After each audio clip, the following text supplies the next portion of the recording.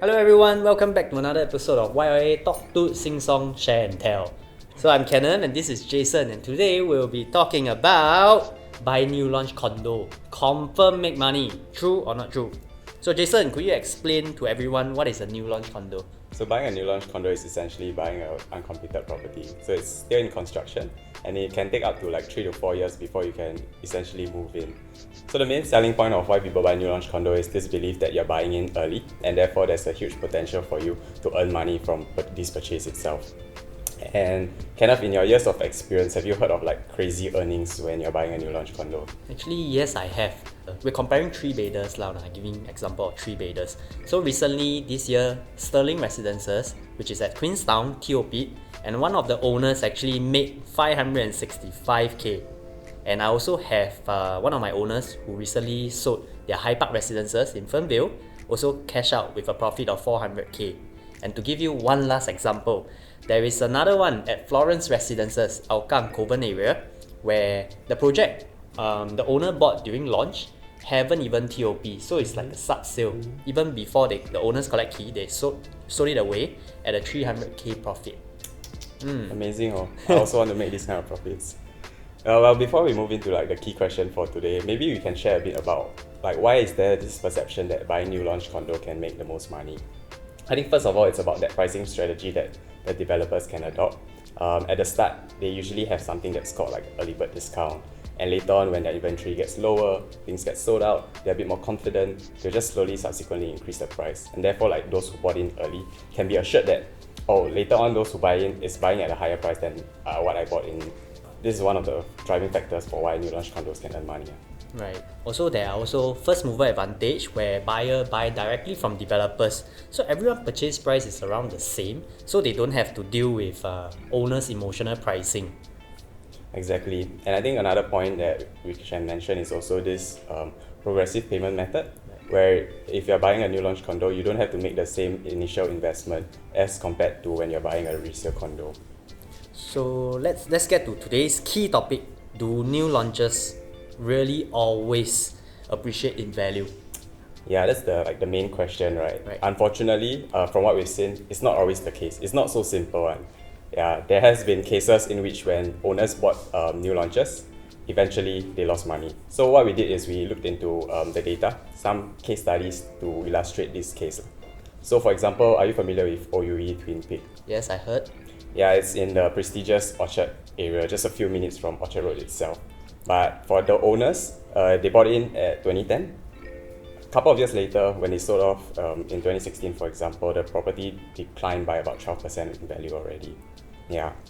So even though at that point of time, maybe the property market wasn't that good, but what we've seen is at today's price, even though the property market grew by quite a bit in the last 2 years, the loss actually even snowballed compared to in the past. Right. If I wasn't in property, this wasn't my specialty, right? I wouldn't have believed that any properties in Orchard or central location would lose such a substantial amount. Right. Actually, even beyond central location itself. Let's take another example. A Ascend at 456 in Balestier area. It was launched in 2014, and by the time in 2017, the PSF itself dropped by about 30%. Yeah, but thankfully, subsequently it bounced back a bit, but at today's value, it's still at a slight loss. Yeah. And beyond that, maybe something that's a little more familiar to us is the Cape at Amber Road, Marine Parade, Katong area, right? That is our primary school, right? So we're from Tanjong Katong Primary, and that's where we grew up. Yeah, exactly. And that District 15 area, Right. A lot of people love it. Correct. But somehow, this new launch condo, if you bought it then, for example, in 2011, by the time the owners sold in 2016, you're also looking at about 12% loss. Right. Imagine you buy a new launch condo, you think like, oh, I confirm make money on. Eventually, you're sitting at a loss like this. Right. So Kenneth, from these case studies, right, do you notice like anything similar across these developments? I think two things I noticed is probably the leasehold and freehold. These properties are freehold, and also they are of smaller size development, right? They're not like mega development. Yeah, so 2 of the 3 case studies that I brought about is actually, like you said, freehold, small developments. In another word, it's also known as like small boutique developments. So in some cases, these kind of small boutique developments, well, in the long run, perhaps it is good, but at the start, what we've seen is that because the transaction volume is low, the premium is higher, somehow the prices don't move as fast. Yeah, so this is one of the reasons why when we are selecting new launch condos, we need to look at its characteristics of it. Yeah, so some other factors that could also affect it include like the entry price, for example, in comparison to like the other resale properties around that area. The entry price in terms of like the developer's margin as well. So all of these factors do affect whether this new launch has like a room to run in terms of profits or not. Right. Yeah. Okay, so now that we shared these pointers with you, should everyone actually go and buy a new launch today? Right? So actually it's not really true. So we still have to consider other factors like whether buying a new launch makes sense to you and your family, which are the project to choose, and also which are the units, in fact, which are the units in that development to choose, because we have seen from data, right?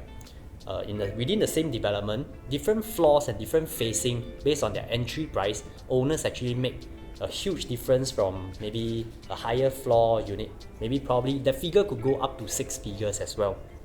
So, but there's too much information to cover in the video, but we do adopt a data-driven analysis. And so what we like to do is to break down all this information and then empower our clients to bring them knowledge and to make sure that they are making the best decision possible based on the analysis. Yeah, exactly. So if any of you out there interested in exploring a new launch condo for yourself, what you can do is you can reach out to any one of our YLA advisors. We will first understand your needs and see whether this is a route that is ideal for you.